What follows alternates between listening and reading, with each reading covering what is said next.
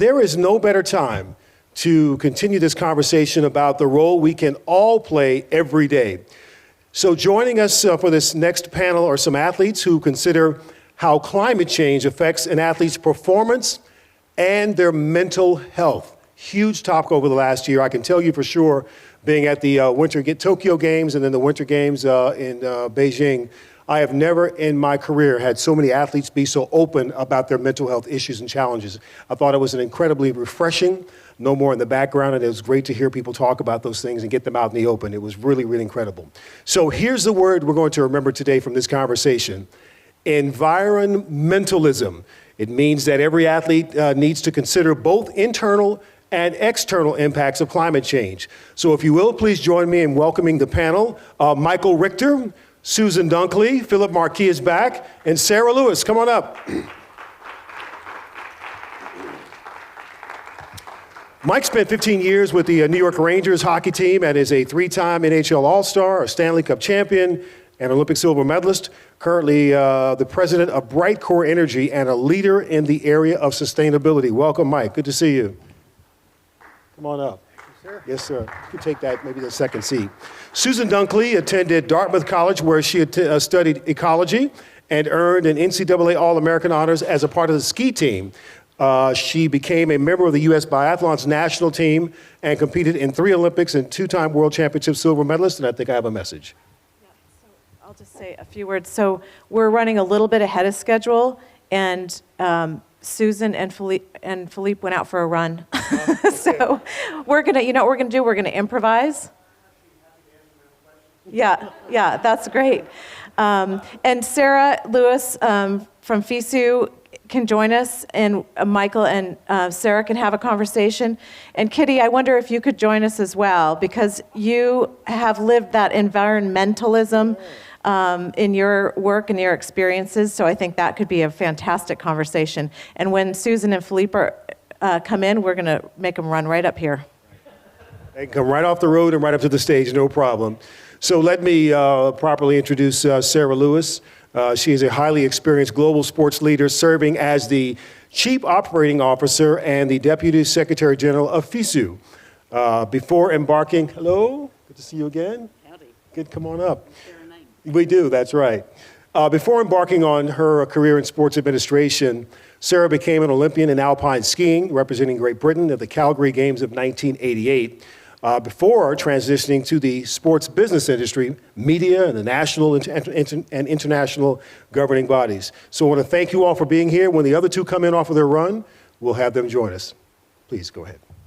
Oh, okay, great. Well, thank you so much. And this is crazy. I've never been early for anything in my life, so I'm glad it's being filmed. You know, if for anybody who heard Bill McKibben speak and all the great panels that we've had before this, you almost wonder what there is to add. We understand what's at stake, but I actually think, as Susan and Phil will join us too, but I mean, I have to, I guess, start off with just saying, Kitty, that was unbelievable. Wow, that was just so powerful, so thank you. Maybe I'll just start out because it's the individual stories from these athletes that are so powerful. There's Phil, and there's Suze. I'm just stalling. I'm doing, this is a bunny rabbit. No, come on up, guys. We've got time.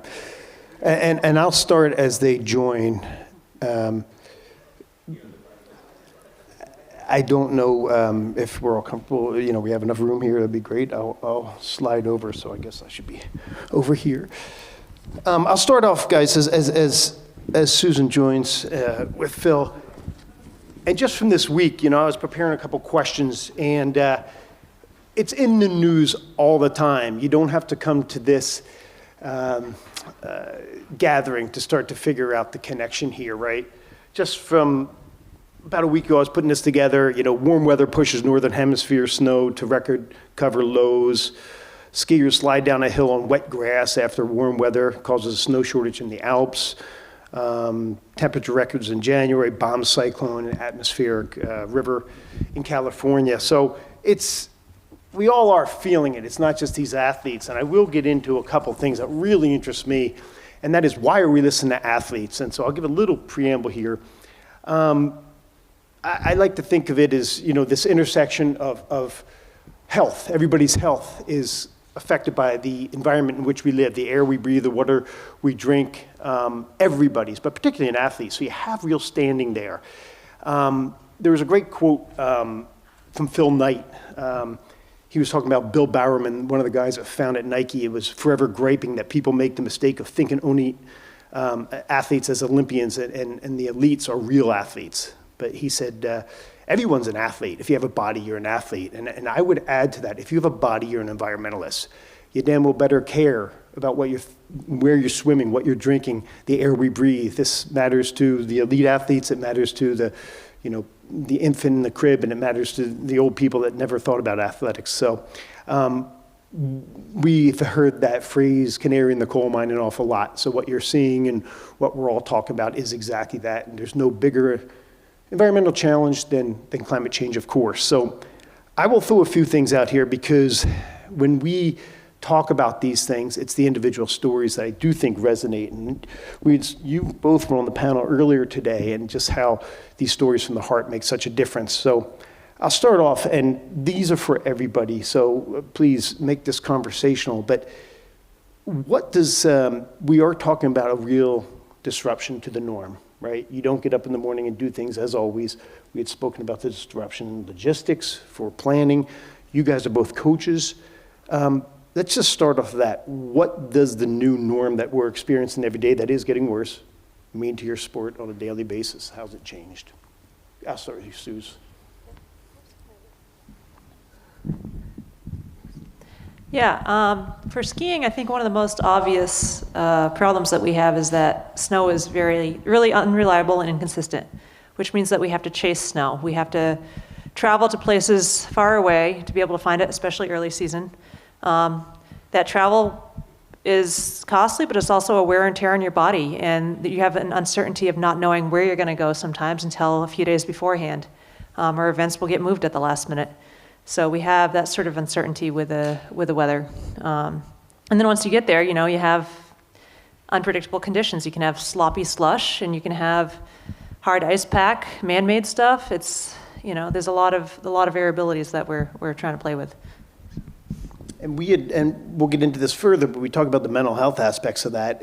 My particular sport was played in an artificial environment indoors, and so it was normally fairly consistent. Not always, but it's something that you have to battle as much as against yourself and your opponent. You have to battle the conditions. So speak to why people who aren't outdoor athletes, it's such an obvious connection.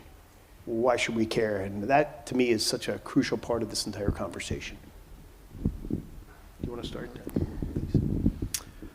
Yeah, certainly. That's a $1 million question. We're all kind of looking at the neighbor and feel the grass is greener on their side, and we don't really have to care if it's not really affecting us on the day to day. But I think at the end of the day, it's just in terms of what kind of society we want to be, community we want to be, what type of activity we want to do, how much healthy we want to be, and prone physical habits and so forth. So I think we are seeing a lot of changes in the environment, in the outdoors, and I think the photos speak for itself up there, which is one of my environment where I spend summers and summers and summers, who's changing in front of my eyes, and I don't feel like I'm really old at it. Decades and centuries I've gone by, and this is changing the entire landscape. And now for skiing, we're farming snow more than ever before. We're obviously changing the landscape of our mountain. We have to change how chairlift are, where the design where they are, because it's not even like standing up on glacier on ice anymore. But back to your question, I think it's just the habit. I think for me, it's just the culture of it all. We can rely on infrastructure that we have. That's good. But at the end of the day, at the core, we are a human being, and we have that symbiosis with nature, and we need to be outdoor. We need to play hockey on lake. We need to play soccer on natural grass. We need those infrastructure to evolve, and that's, I think, at the end of the day, all like what we want to give to the next generation, pass on to our children and their children. So this entire ecosystem, from my perspective, is changing to the point where we're almost at the point of no coming back, and this is extremely scary. I'll add. Please. I was thinking about in relationship to climbing a mountain, and like if you summit, but you did it at the cost of a lot of other people, like you didn't treat your teammates right, or you were selfish, and you didn't work together well as a team, then it's a hollow victory. And so I think we all realize that we might have to be super focused on what we're doing to win or whatever, but it's not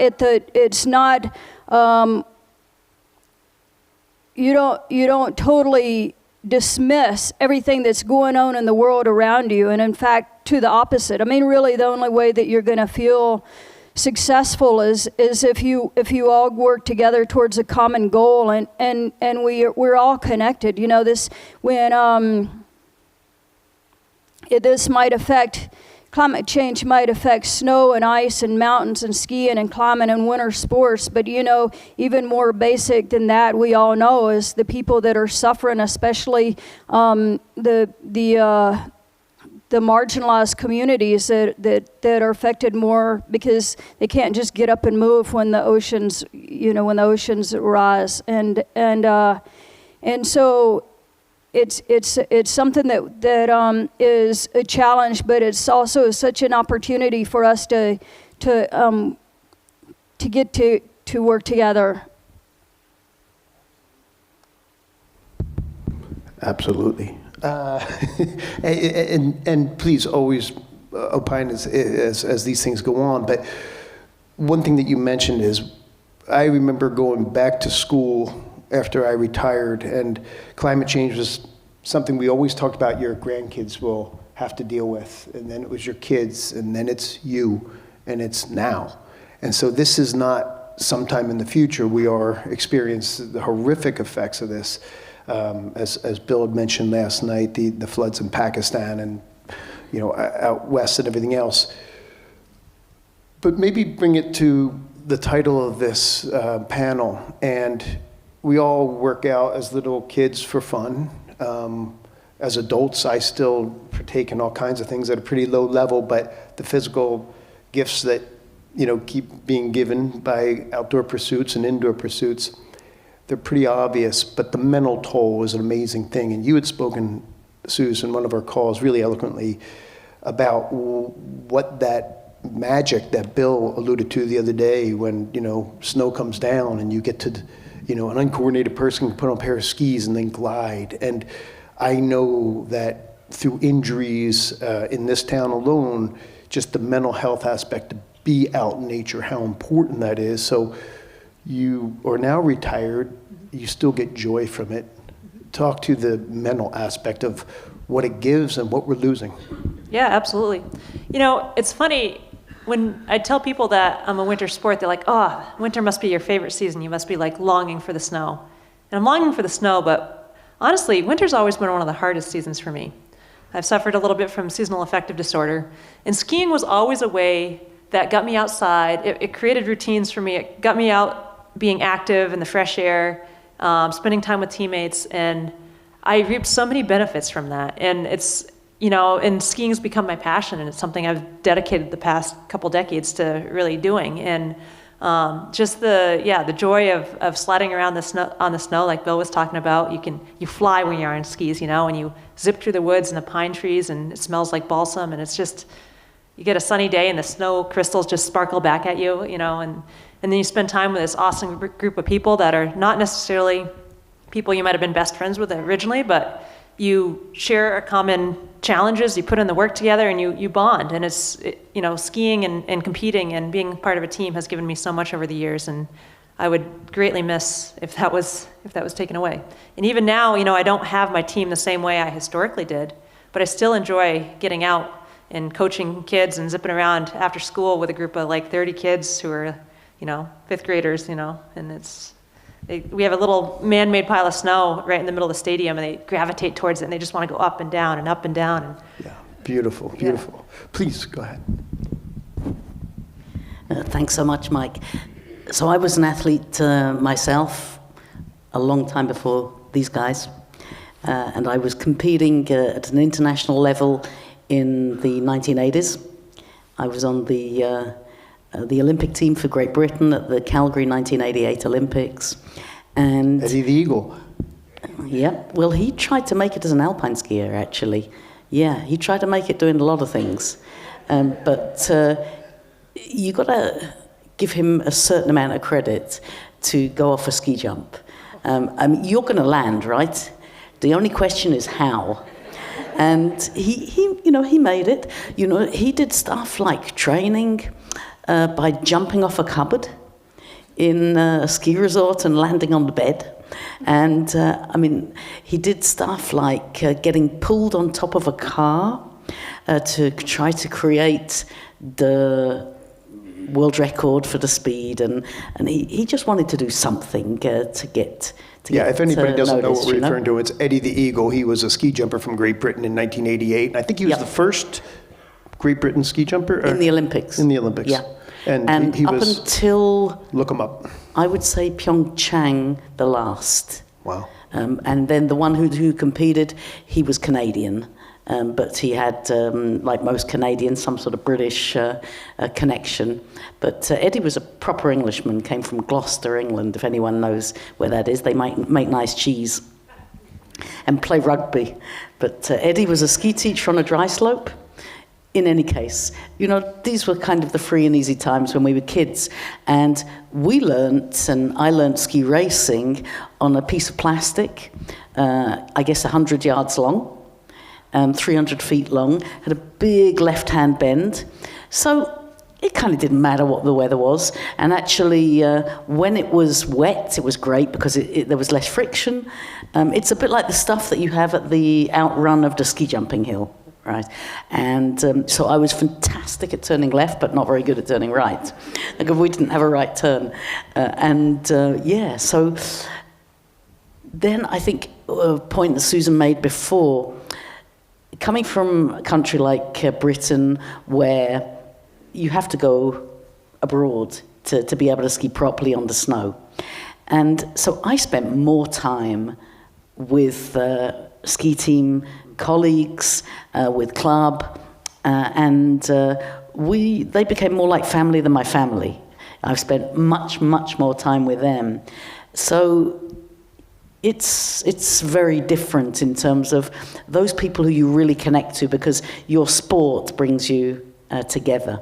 And I worked within skiing, within snow sports, up until the end of 2020. And then I worked for the Chinese Winter Sports Association last winter, preparing them for the 2022 Games as their senior strategic advisor. So I've spent since full-time, I went to a ski academy in 1980, right through, 41 years working full-time in winter sports, and to see the dramatic changes and the effect on athlete welfare, on the mental effect. But one of the other things has also been, during this period, money became involved in the sport. So prize money for alpine skiing was introduced in 1990. And it was a lot of money, actually, back then. And I just would like to underline, I know it's not the topic of this conversation, but ever since prize money was introduced within the International Ski Federation, for alpine skiing, for cross-country, for freestyle, for snowboard, always the same amounts for both genders. Beautiful, yeah. Always the same amount. Well, you bring up a good... Unfortunately, ski jumping was not the case. And there's some catching up to do, and Nordic combined even less so. But there's a pathway, and it was getting there. But what I would like to just perhaps add to that is that the amounts were not insignificant. Alpine skiing, the total purse was $100,000. You know, in 1990, that's a lot of money. It still is, when you compare that to other Olympic sports, and now it's even more. I think it's 120. Well, getting back to mental health aspect of it, I think you hit a really important point, and that was community. Because you do have that community, and you are both coaches. And beautiful picture of your child growing up. We are leaving them a legacy that is diminished. And so bring it back to that mental health aspect of it. I think it's the NCAA has this great line, and I'll butcher the numbers, but it's 90% of our athletes will not go on to play, professional football or hockey or anything else, but they'll go on to live their life. Yet, whether there's prize money or not, we do this because we love it. I'm a terrible cross-country skier. I adore it. And these are things that we're missing and that we're losing. So please, down the line, continue just to talk about that mental aspect, the emotional connection that is lost today and in future generations. Let me just jump in about what FISU is doing, because I think this is a really important point to make. So I now have been working at FISU since the 1st of January, so not very long time. But I've known about the organisation for around 20 years, because as was then the Universiada and the University World Games, the World Student Games, for the athletes who were students, this was a really super important event for them. And then when I started working at FIS and had the chance to make sure that the event was treated with the proper respect that it deserved, that I made sure I did that. But what FISU is doing really, really smart is that the number of athletes who's going to be able to make a livelihood out of sport, not just during their sporting career, but for the rest of their lives, for bringing up kids, for being able just to be an elite sports person, very, very small. And these are athletes who, first and foremost, are thinking about the long term. So they're building a career, and they're going to have that security, which for the mental health is absolutely imperative. And alongside it, they are elite athletes. When you see the level of the competitions here, I think you're going to be pretty impressed. Huh? Absolutely. They really are. And there are a lot of Olympians and future Olympians we're looking at, but also champions and so on. But but they've got a career to fall back on. And their mental health, they're in a totally, totally different place than I see these really uptight elite athletes who, that is plan A for them, Olympians. It's plan A, it's B, it's C, it's D. And if they don't make it, well, then we better start thinking about a dual career. So many of them fall into this big, big hole that they don't know what to do with their lives afterwards because all the eggs are put in that basket. Well, most of the athletes that I've spoken with still participate at some level in the sport that they love. And so clearly you are a lifelong lover of your sport, Kitty. Just speak to the mental aspect again. Yeah, absolutely. I mean, I think about sports, and I mean, I love working out in a gym, but if that's all I had, I would lose my mind. Because the connection to the outdoors is something that I've always had all my life. I've had that opportunity, and I take it for granted. But I see a lot of especially disadvantaged kids who don't have opportunities to be outside and connect with the outdoors as much. And the outdoors is, we're so intricately tied. I mean, we're dependent on it. We're dependent on the health of our planet to survive, physically, but not only that, mentally. I mean, it's this connection to something that's greater than ourselves. Like, we planted the seed, but we didn't. It's this whole thing. The whole planet is something bigger than ourselves. And I love to talk about trees and mushrooms and these other things that we had earlier, because it's just this whole thriving ecosystem, and we're just this little part of it. But it's such a bigger picture it's like seeing a painting and you only see it in 1D, but then when you can see it in 3D, it's just so much more awesome than you ever imagined. Man, we got to take care of this thing. This thing is special, like what we've got, you know. And the thing is that's cool is that we can do it, you know. And that's what's even special is just like everybody here is so different, right? But it's so cool to get to care about the same things, get the opportunity to discuss these things, and not only discuss it, but like then go out and do it. Well, I think that's a great point, because you see a simple question like, what does this mean to the loss of biathlon? It is connected to everything. It starts to talk about the economic impacts, the democratization of opportunity, inclusion. It is all connected. So I know you've been patient. I'll give you my mic, but please just speak as you can. And we've had good conversations on this, and just in the mental aspect of this, the emotional loss that we are all experiencing. Yeah, I'll bring maybe a different story here.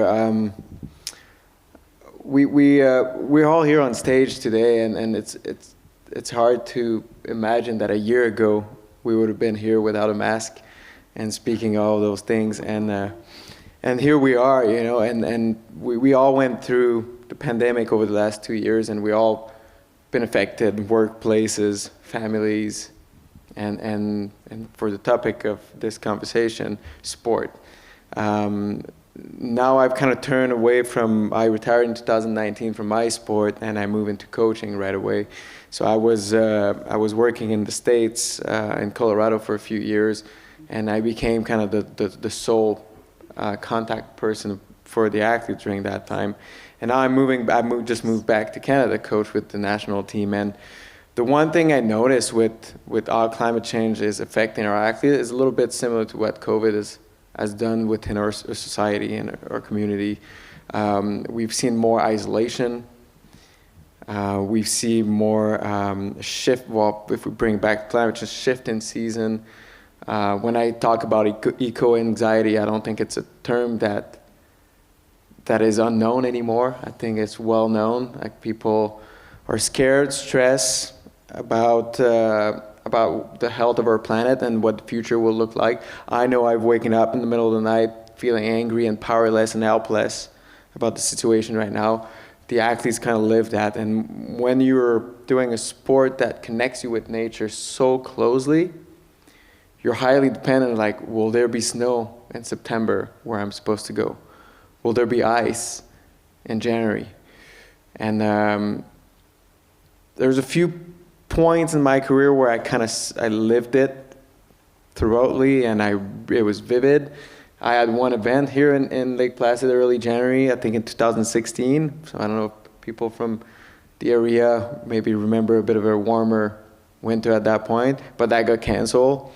Just not so long ago, I was supposed to be skiing north of Montreal early January, and we had to push for a few days for snowmaking. This creates a lot of uncertainty in the staff, in the coaching, and in the athletes, and it creates a lot of issue in terms of just planning, in terms of budgeting, and our athletes just preparing for big events. And I'm talking a little bit more high performance, but you can see how this affects the whole kind of food chain or the whole landscape of the sport from a grassroots level all the way to the podium.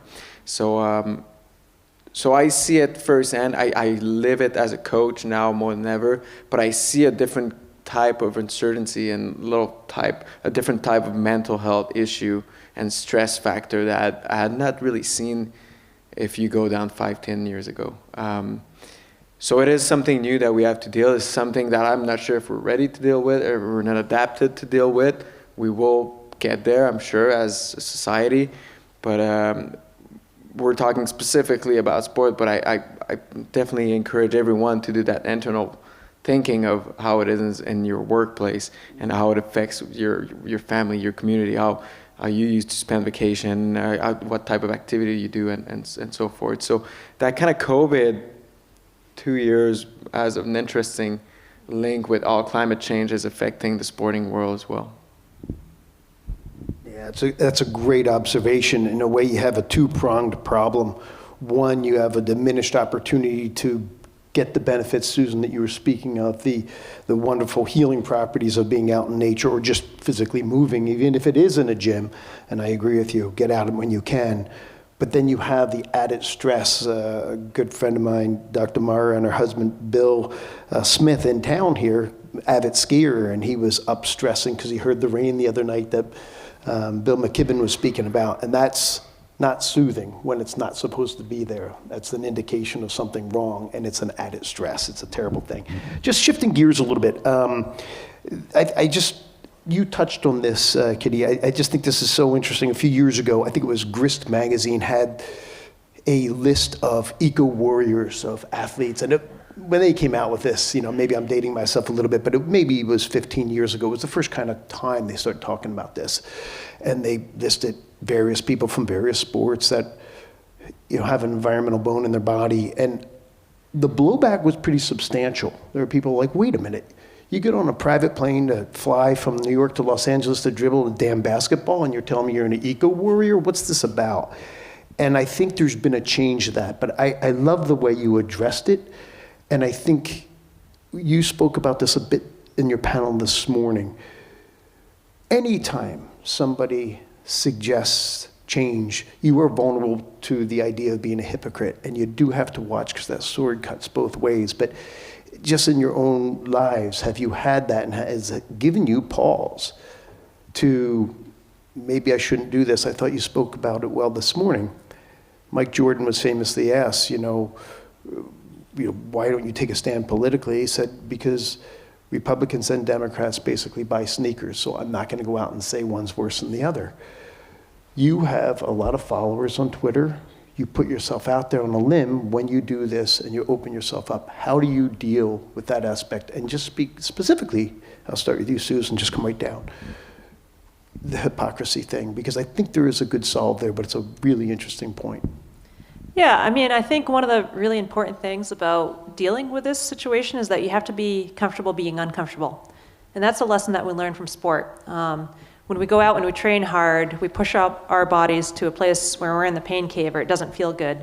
And we have to learn how to not necessarily be comfortable with that, but not be afraid of that. And it's the same thing when you choose to speak up about something. You might have pushback, it might be a little painful. I'm not in a place where I'm gonna have sponsors shutting me down because of this sort of stuff, because I'm more of an amateur athlete. I think a lot of Olympic sports have a lot more amateur style athletes than some of the professionals out there. But yeah, I don't know, it's getting comfortable with not pleasing everybody and not necessarily knowing the answers to everything. It's being bold to take the first step. And I also wanted to touch on what we were chatting about a few minutes ago, the eco-anxiety thing. To me, that's one of the greatest barriers in our way to being able to do anything. We have so much anxiety that we just lose hope, and when you lose hope, it's very difficult to even take any steps forward or do anything. And again, as an athlete, we have a really good platform or experience to help us with that. How many people here like to cheer for underdogs? We are underdogs. We are big-time underdogs in this battle, and I think it's pretty obvious. But look at how often during the course of a year we get behind some team out there that is an underdog, and we're going to cheer them on, and they're going to fight to the finish line. They're going to fight to the last second of the buzzer, no matter what, no matter how far behind they are, because that's what athletes do. And we are athletes, and we know how to motivate and rally a team around a goal that might seem insurmountable. And you see people do that all the time in sport. And so that's why, as athletes in sports, the intersection of sport and climate change is a really important intersection, because we have all these skills that are transferable to this conversation. So I just want to point that out too.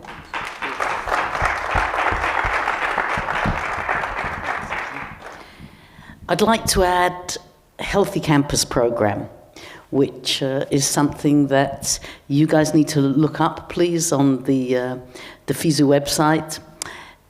A Healthy Campus program is exactly about addressing athlete mental welfare. Now, elite sports belongs to a very, very small proportion of university students who have the chance to come to an event like this, which is being magnificently organized by the Lake Placid 2023 Organizing Committee and all of the partners who are here. But the Healthy Campus program is designed to enable all students to participate. And basically, I didn't go to university. I went to the University of Life through my sport. And exactly as Susan said, what I learnt through that University of Life, for sure, I wouldn't have learnt that only behind a school bench. There's no question. And nevertheless, it's the first time for most of these youngsters that they're going to be living away from their home. And it becomes a chance to be able to make important decisions for the rest of their lives. And we know the reputation that students have in terms of going there to have a good time and hang out and do stuff that your parents wouldn't probably approve of, but you're amongst your peers and you're kind of also pushed in that direction. But the Healthy Campus program enables you to have the necessary information to be able to do the right things that are going to put you on the right track for the rest of your life. And that's not only to do with having activity, to having movement in your lifestyle, and that doesn't mean elite sport. That just means being able to understand that activity is good for you physically, mentally. But it's also about taking other important decisions. Well, there's a whole movement of having prescriptions from doctors for mental health to go out to nature. And there's lots and lots written on it and lots we're learning from what we all know, that it is very, very powerful medicine for Indeed. You. And then there's choosing what you eat. Eating the right thing. But we're running out of time. I just want to stay on track a little bit. Kitty, you are out there and you spoke well about putting yourself in the crosshairs. And, where does that responsibility lie and the authenticity that athletes can bring? Yeah, one thing I'd like to say is if you get a chance to watch the Scale of Hope, I think they're going to be playing it here Sunday night. But another thing that Molly Kohata brings up is that there's been research done that when people try to stop a movement, then what they do is they bring shame and they bring guilt. And so, like was pointed out in that clip in the movie, in terms of the carbon footprint, that came from petroleum trying to shift blame. The carbon footprint came from petroleum trying to shift blame. Yeah, that's what I said. And and so that's just an example of people when they speak out for whatever motivation it is. But if they're calling you hypocritical, I think that you need to just stand your ground. Definitely. I think it's a really important point. We all have an environmental footprint, a carbon footprint. I'm alive, I eat, I take transportation, I have a car. We all do. What we're trying to do is improve it. We're trying to improve the system that we're all necessarily part of, and I don't think it's hypocritical to ask for better. Yeah, I'll add maybe just one piece. I think we're kind of like just living this imperfect fight, and we got to be okay with that. I think there's a lot of power in the numbers, and I think the good thing is climate change is not an hoax anymore. Like, we don't have to prove it, and with the scientific data has proven it. It's well documented. So, in general, in most region of the world, it is accepted the way it is. And now we're kind of just ramping up some action, ramping up the people that support the cause and get engaged and committed in this movement. So I don't think it's going to be a perfect war. I think we're going to win fight. I think we're going to recruit people. I think we're going to get pointed at. We're definitely not perfect. I drove here. I'm going to drive back home. I'm not going to change that. But there's individual action you can take to shift the culture and bring and develop new conversation. I do talk with my friends. I do talk with my parents a lot more about climate change and sustainable effort than I used to 5-10 years ago. You can see it vividly within your own people that the conversation has shift, has changed.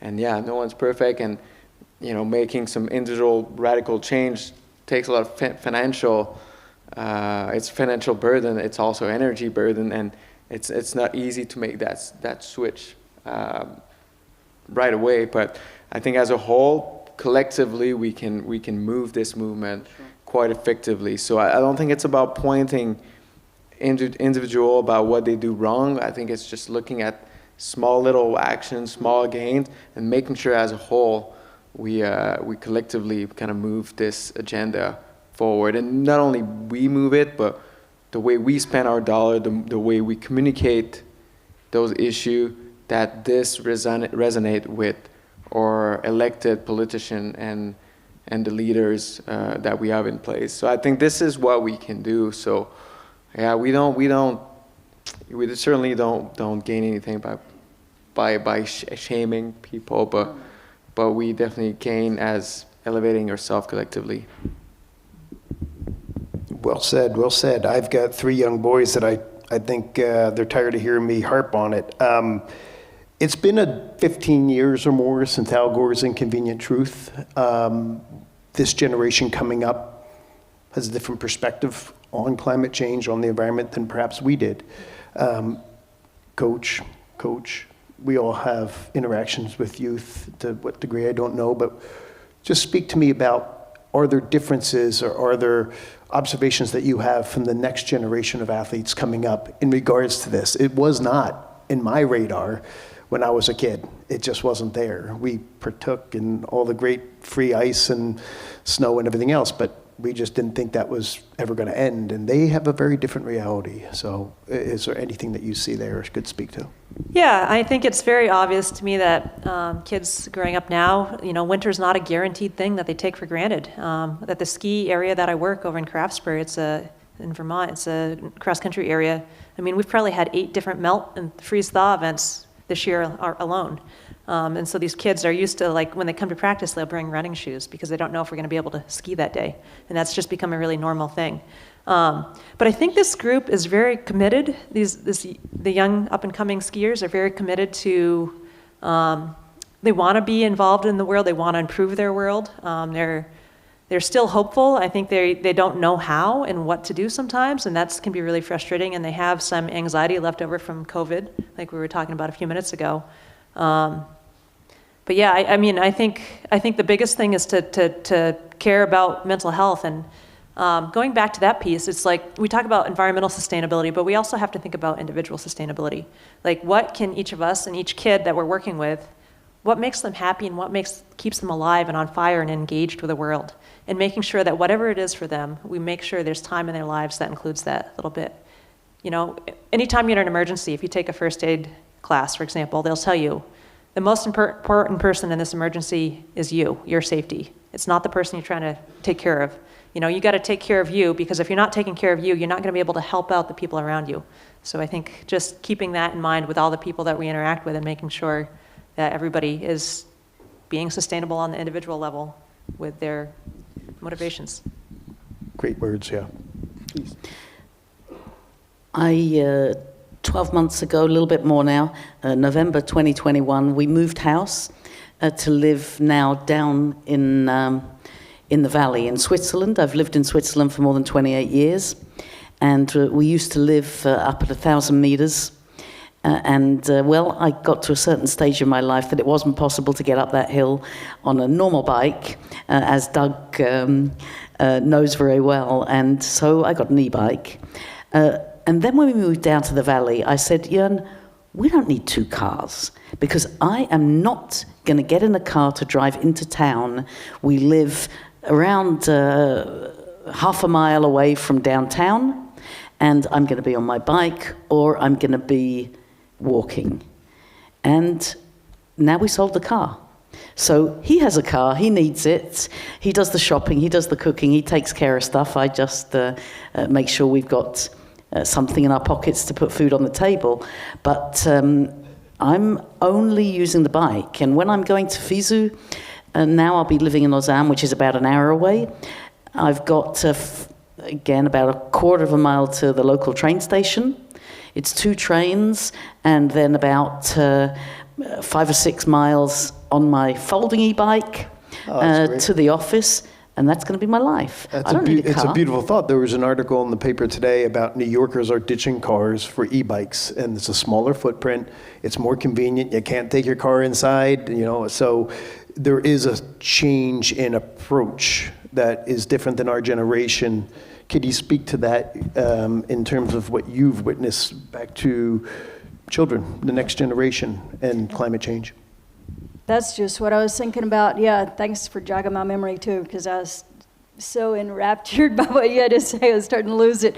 Anyway, what I was thinking about was that I was thinking about the mental health of kids and how they deal with the environment that they're faced with today that we weren't faced with when we were little. And I was thinking about what a wise person once told me is that you can't prevent your kid or kids from having challenges. What you can do is show them a way through the wisdom that you have gained through experiences in your life. And that stuck with me for a number of reasons. And one of those is that, yeah, I can't be this overprotective mom that keeps that prevents my child from having challenges, because that's not going to happen, and they wouldn't be prepared for it if I did that. But then also it means to me that to continue to have wisdom that I might be able to impart to the next generation, I need to stay active. I need to stay involved. Need to stay engaged. I need to go climbing. And so that was, for a number of reasons, that was really important advice to me. Somehow I knew it was always going to get back to you climbing. You're not going to wilt from that challenge. That's a great thought, though, that you can't keep your kids from those challenges, but you do have that perspective. I've been on this earth for 5 decades, and I have seen change. And an 8-year-old probably wouldn't have that perspective. So maybe speak, Phil, just in your interaction with kids, whether it's Twitter, live, whatever, how is it different? Well, the biggest thing I see is there's not a lot of single-use plastic anymore, which is great. Like, everyone show up to training with their own bottle, and this is like, that's progress. That's the first step. I think there's just a lot more awareness with this generation. I mean, we're not gonna lie. I mean, the support system has a lot of issue, but I think that the next generation are definitely come into sport with a bit of a wider maybe perspective, more of a holistic approach than I did, maybe the generation before did, where it was a lot focused on performance. I think the sports system as a whole now definitely look at whether the complexity of the sport, whether it comes from creating safe environment for success, but whether it is helping athletes to develop other abilities that are connected through sport and with sport. So I do think there's that notion of open-mindedness, if I may say, and I think I'm very grateful to be still engaged in the world of sport and to work with teenagers and young adults to have the opportunity to have those conversations with them. I think they are, as a generation that is a lot more aware of what's going on around them and in the world. So that kind of opens up a lot of great education and learning opportunity as well. Thank you, and I want to make sure we're good with time. I've got a few questions I want to make sure I get in, but one quick one, and we'll buzz right down the line here. But Suze, just what have you done in your own life, and not to put anybody on the spot, but I mean, we are thinking about this differently, whether it's riding an e-bike or changing the wax on your skis. What have you done, or what has your governing body done in your respective sports that you're saying we're moving in the right direction that just wasn't there decades ago? I think one of the big exciting things for biathlon is that the International Biathlon Union has created a sustainability, like a 2030 sort of look-ahead plan, and they've created a sustainability focus and some goals around sustainability and becoming carbon neutral as a federation, which is huge. And I wouldn't have, if you had told me that was going to happen like 6 years ago, we had such corrupt leadership, I don't think I would have believed you, but things turned around. We went from one of the worst governing bodies to this really progressive, forward-thinking one, and it brings me a lot of hope. So That is a great point. Things can change for good or bad very quickly. So it's one of the aspects of hope that you had mentioned before that we should keep in mind. Please. Similar at FISU. In fact, whilst I was at the International Ski Federation, we were the second international federation to sign up for the UN climate frame for climate action framework. And Richter, who runs sustainability at Biathlon, she was our comms manager for many, many years at FIS, and we're really interconnected there. And personally, I'm going to, I'm a member of the Sustainable Mountain Alliance, and they would like me to take over as VP. And that for me is very, very important. So board meeting coming up a month after we get back. And it's an organization based in Switzerland, and that's really making some headway into the mountains there. But at FISU, we've engaged an organization called The Shift, and it's basically about shifting your habits. Again, Richter is part of that, biathlete sustainability director. And there we've taken a total analysis of everything that FISU does, and the emissions and all of the effects on that. And now there are really important steps that are being undertaken in order to reduce these. You know, this is a great point, because in some ways, these are enormous things. We're trying to change the operating system of our society, and sometimes you can't say, I've got the answer, but I know where I need to be. And that is a courageous thing to do, and it's a necessary thing to do. Probably should give a shout out to Hydro-Quebec. They're doing a big thing with bringing seriously that these are bold things that are necessary, but small acts and even just acknowledgments is where they all begin. So that's a really kind of bold statement and an important one. Even if you don't know how the heck you're going to get there yet, you're saying I need to and I will. Yeah. Kitty, speak to that. Yeah. It doesn't sound like you can get much more, less materialistic. That was incredible, the $3,000 a year. But I mean, maybe actually it would be good to just repeat that organization and the website that everybody can go to. Yeah. Voluntary Simplicity, and the website is Simply Collective, and it's about the rejection of a materialistic overconsumption society. And it doesn't mean being an ascetic or rejecting science or technology, but rather taking a look at the priorities in your life and the relationships that you have with possessions, but also with your relationship with each other and with the planet. And so it's being very intentional in your actions with your values in mind. And that's been that pretty much sums up who I am. But I have had opportunities now. Opportunities have grown for me within, I would guess you call it a movement, the climate change movement. And an athlete started, outdoor snow athlete started Protect Our Winters. Philippe's also a part of Protect Our Winters. That's been a great organization to be a part of. I'm also a sponsored athlete for Patagonia, and everybody knows what they do. But lastly, I'd like to point out, you may not know about Scarpa. You know, they make ski boots and climbing boots, hiking boots, running shoes.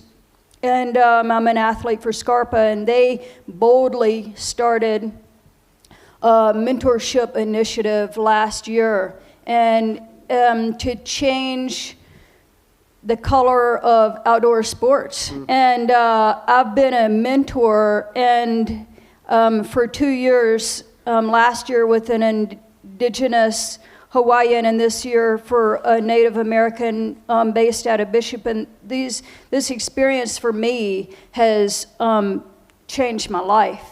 And it's just amazing. I think that definitely DEI is a huge part of sustainability and a huge part of how we need to see the world in relationship to our environment, and also to teach our kids, and the respect for these other ways of looking at the world and how we fit in and the answers to these problems.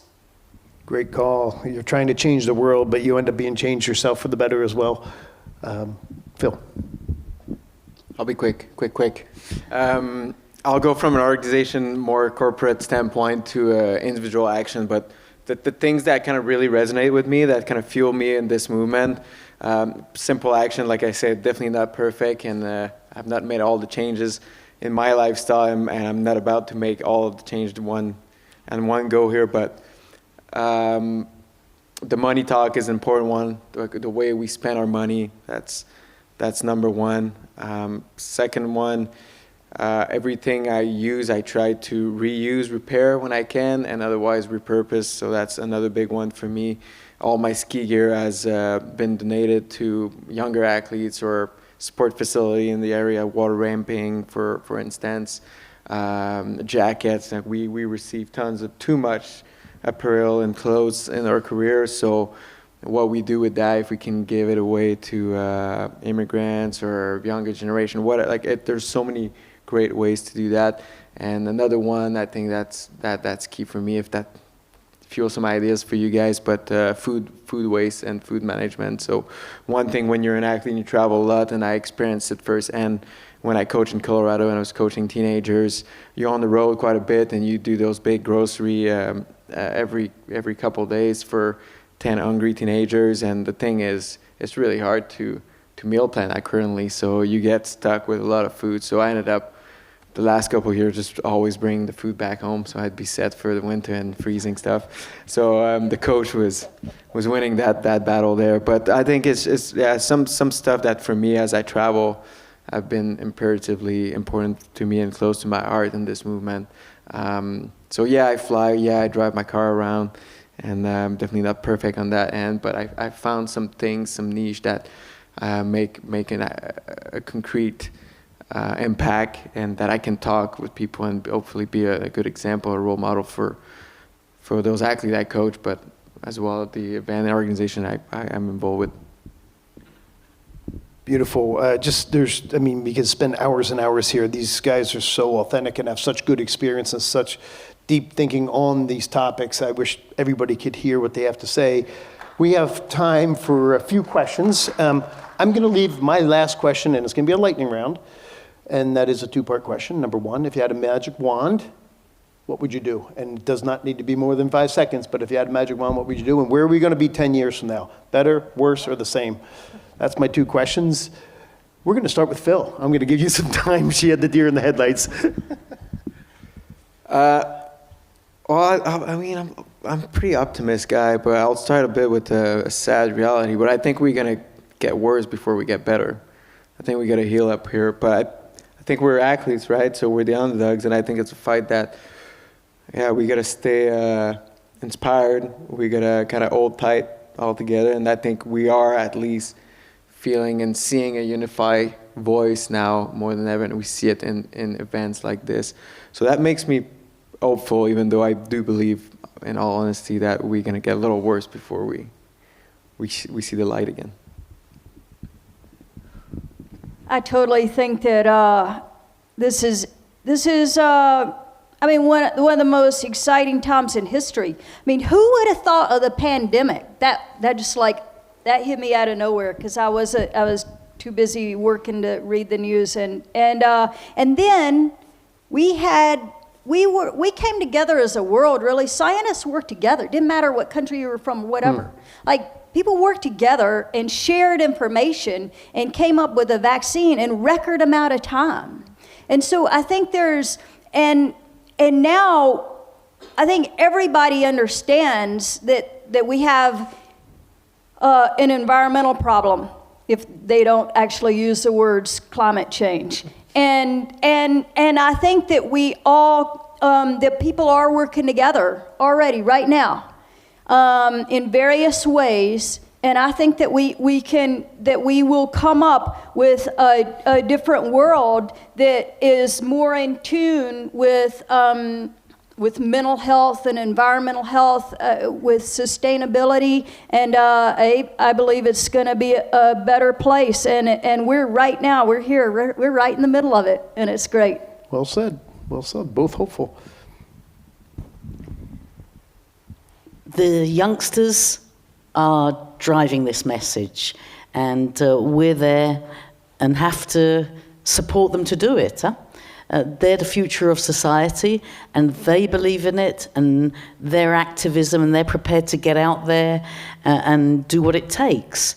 And the pandemic actually showed many, many things in terms of the fact that people saw the effect of really how nature, when it wasn't disturbed, was just doing us so much good, of exercise and moving, that just became such an important part of what we did. And all the material stuff wasn't important. And frankly, I think that was a watershed moment. People spent time to think and to understand what they had to do. And here we are today. So we got to stick with it, and yeah, it's a heck of a mountain that we got to climb. It really is. But we are all athletes, and we're fighters, and we're not going to give up. So let's do it. Beautiful. We've got to take the lead. I love it. Beautiful. No pressure to be positive. If I could wave a wand right now, I would make sure that any new construction and new infrastructure that's going in this country would have no carbon fuels being used. That's something that Bill talked about last night, and I think it's really important. We need to stop being a burning society. Second thing, if I could wave a wand, would be to get everybody who can vote out to vote. Every election, doesn't matter what. That's big. And yeah, I think Bill's right. It's gonna get a little bit worse before it gets better, but we're starting to get that momentum, and we're starting to believe that we can make a difference. So I'm gonna keep believing in the underdog. Well, you know why these people were successful in the respective sports? They do not shy away from a challenge. Incredibly positive and realistic. It gets worse before it gets better, but it gets better. So thank you so much. And I think there's questions from the audience, right? I believe so. How about a round of applause for this incredibly deep discussion? You all stay right there. And Laura's going to come around. Do we have a question or two in the house? Right there in the middle. Okay, thank you. Mara.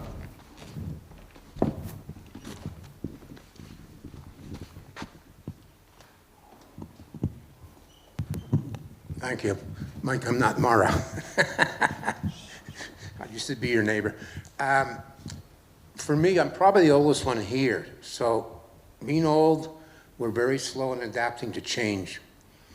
And when I look at this panel, you've all been successful athletes in your own various sports. You know what teamwork is all about. And to hear you carrying that from your sport into what you're doing now, working as a team for climate changes and so forth, is exciting. And I'm kind of surprised to see how quickly it's changed for the good. And so I want to congratulate you all. I think you've done a great job. For me, it's an eye-opener, and I haven't got too many years left, but I think it's going to affect my thoughts from here on in. Thank you. Michael? Second. Well said. Thank you. Any other questions in the house? Any other questions? There's one.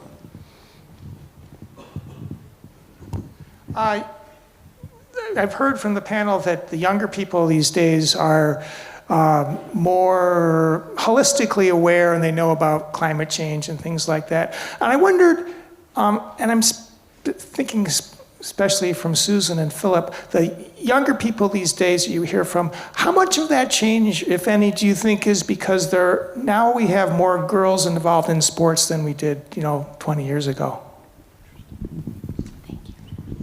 Well, I think having some more balanced perspective is certainly a great thing. I'm a huge proponent of gender equity in sport, and I'm a big advocate for that too, but I just think a lot of this changes because they're talking about it in schools.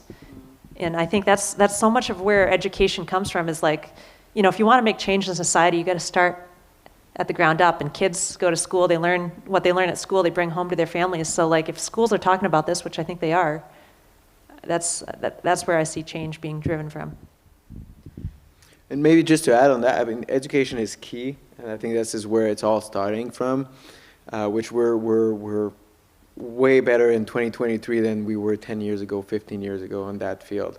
But I think what's lacking right now, and I think it's getting better with all the nonprofit, all the group getting organized, and the conversation we're having, but it's, they know what's happening, and I'm part of that group. Like, I definitely don't point finger at the even younger than me, but we need to find ways to organize those people, to help them find jobs that will fit that lifestyle, find ways to be vocal about that.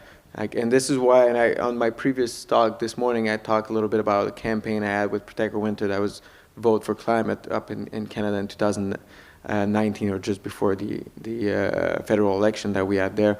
And this is all about making sure the younger generation, when they go out and they're ready to vote, well, part of their thought process or the influence and how they're going to vote will be a bit aligned with thinking nature, outdoor, what they do, what they love, the place they want to be part of, and the healthy planet in the future. So this is one way, for instance, to kind of give them the tools, like, you know what the issue, here's one way you can impact and influence it. So I think this is kind of the next step with youth that are more aware, more educated on the subject. Now, how can we help them unify that voice and change our society and change our culture? Any other questions? While we're perhaps waiting for a question, I want to make a point that I think is really relevant and topical these days, and that is that next week, the World Economic Forum will take place in Davos, Switzerland, and sustainability is a very, very high topic on their agenda. And for example, I just, on my LinkedIn feed, it's coming through now, one of the important topics for their agenda, food crisis, turning challenge into opportunity. And you know, now the agenda of the global leaders, and there's going to be more than 50 of them there, and representatives from all countries, it's not only about the economy in terms of financial wealth, but it's about the sustainable economy and what real wealth is. And real wealth is health, is welfare, and from a sporting context, from being involved in a sport like Philip and like Katie, which is really dangerous, and I guess biathlon is if you kind of do the wrong things with the rifles as well, especially. Safety, athlete safety. So this is very, very important to hear the fact that they understand wealth is not only how many dollars you got in the bank, but it's about that you are having a wealthy life for taking care of your surroundings and your environment, and this is great news. And that is absolutely uppermost on the agenda of the politicians. And if it isn't there, then we can shout as much as we want, but it ain't really going to move the needle, and now I think it is. Okay, well said. All good? Yeah, I guess it's an evolution across society, and to your point, it's not just kids, it's older folks as well. It's all about education, and just get rid of the word sustainability, get rid of the word greed, and put the word better in there. We are moving to a better place. So thank you all for coming, and thanks so much, every one of you. Great things to add. Thank you. All right. Great. Thank you all very much. Appreciate it. Let's give this a panel one more round of applause after a great discussion.